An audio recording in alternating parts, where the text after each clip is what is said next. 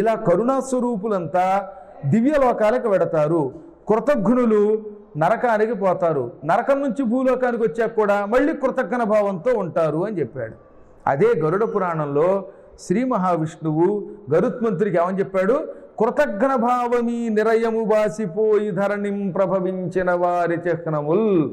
చేసిన మేలు మరిచి మేలు చేసిన వారికి కూడా కీడు చేసేవారున్నారే, వీరంతా నరకమును విడిచిపెట్టి భూలోకంలో పుట్టిన మానవులు. కాబట్టి ఇప్పుడు మనకి ఏం చెబుతున్నాడు అనమాట అంతరార్థంలో? వీలున్నంత వరకు ఉపకారం చేసిన వాడిని మర్చిపోకుండా గుర్తుపెట్టుకుని వాడికి మళ్ళీ ఉపకారం చెయ్యాలి తప్ప అపకారం మాత్రం చెయ్యరాదు.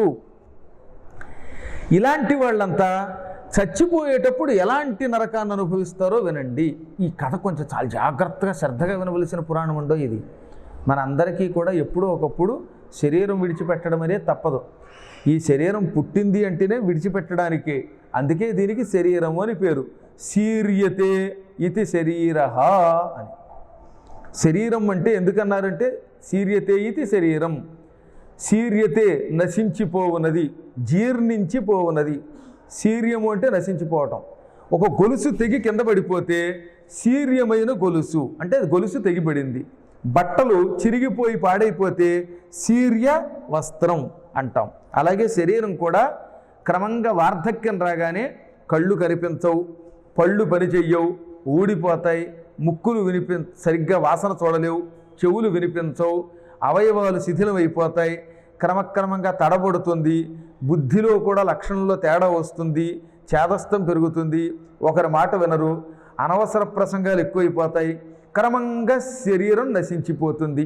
అందుకని శరీరం అంటే ఈ లక్షణములతో నశించున్నది. ఎంత ఆశ్చర్యం! అది ఈ శరీరం లక్షణం. ఈ శరీరానికి పోయే కాలం వచ్చినప్పుడు ఒక్కొక్కరికి వారి వారి కర్మల వల్ల ఆయువు తీరి ఎలా నశిస్తారో చెబుతున్నా విను. దానము, జపం ఇవి బాగా చేసేవాడు సుఖంగా శరీరం విడిచిపెడతాడు. వేసవి కాలంలో చలివేంద్రాలు పెట్టేవాళ్ళు, మంచినీళ్లు దానం చేసేవాళ్ళు, మీ ఊళ్ళోకి ఎవరైనా పండితులు వస్తే పండితుడు వచ్చాడా అని ఆ పండితుడిని గౌరవించి వస్త్రము, ఆహారము ఇలాంటివి ఇచ్చేవాళ్ళు. ముఖ్యంగా గుర్తుపెట్టుకోండి, అత్యద్భుతమైనటువంటి గొప్ప యోగం ఏమిటో తెలుసా? తథా పురాణ వక్తారం. అన్నిటికంటే గొప్ప పుణ్యం పురాణ వక్తారం. పురాణములను చెప్పేవాళ్ళం మేము. కొద్దిగా సౌండ్ పెట్టినాను, లైట్గా, ఎక్కువద్దు. పురాణ వక్తారం అనగా వక్త ఉపన్యసించువాడు, చెప్పువాడు. దేనిని చెప్పేవాడు? పురాణ వక్త, పురాణములు చెప్పేవాడు.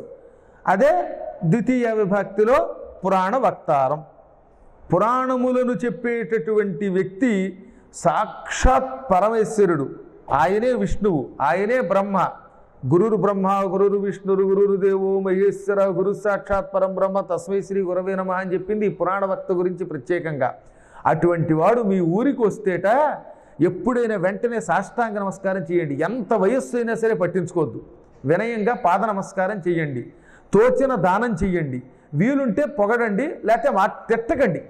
ఏమీ చేయలేకపోయినా పర్వాలా, కానీ కనీసం తిట్టకూడదు. ఎందుకనంటే అధ్యాత్మ విద్యాదాతారం నైవ మన్యంతి ఏ గురు నా ఏవ మన్యంతి ఏ గురు తథా పురాణ వక్తారం తే వై నరకగామినః.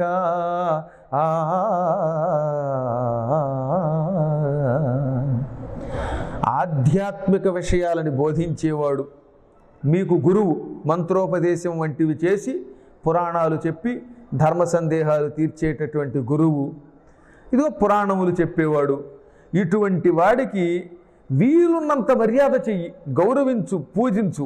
ఒకవేళ పూజించకపోతే తేవై నరకగామినః.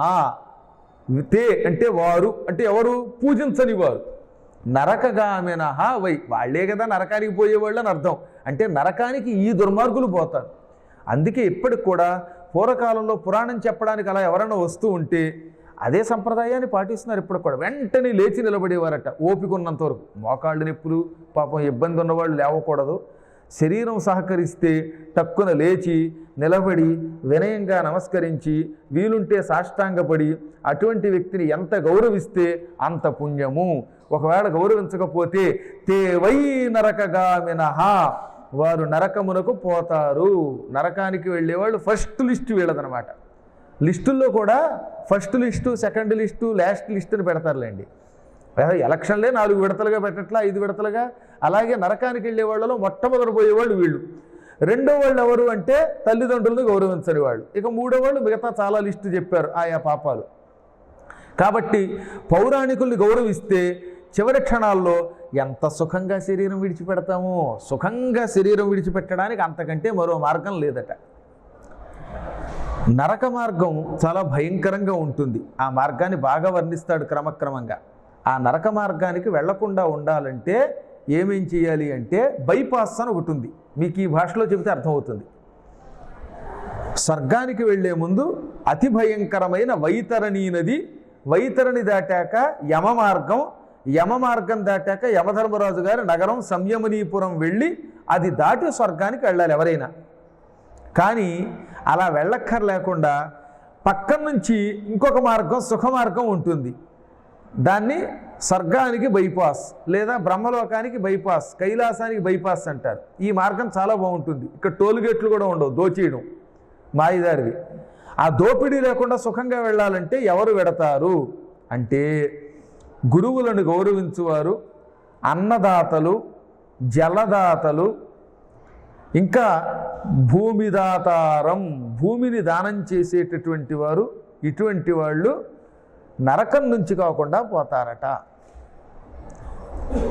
చాలా అత్యద్భుతమైన ఒక శ్లోకం చెప్పారు. ఏమని అంటే, నాయనలారా, నరకానికి వెళ్లకుండా ఆకాశ మార్గంలో దివ్య విమానంలో వెళ్ళడానికి భూమి దానం చెయ్యండి. భూమి దాన ప్రదానరాహ విమానై సోజ్వలైర్యాంతి. గుర్తుపెట్టుకోండి మళ్ళీ మళ్ళీ, విమానై సోజ్వలై యాంతి భూమిదాన ప్రదానరాగా. అందుకని పూర్వం భూదానం ప్రత్యేకంగా చేయించేవారు. ఈ చచ్చినవాడి సమయానికి అప్పుడు చేయటం కాదు, ముందే చేసుకోవాలి. భూదానం చేసుకుంటే దివ్య విమానంలో పైనుంచి వెళ్ళిపోతాడు. కింద నరకం కనపడుతూ ఉంటుంది. వీడు ఆ నరకం చూడక్కర్లా, అందులోకి వెళ్ళక్కర్లా, హాయిగా పైనుంచి వెళ్ళిపోతాడు.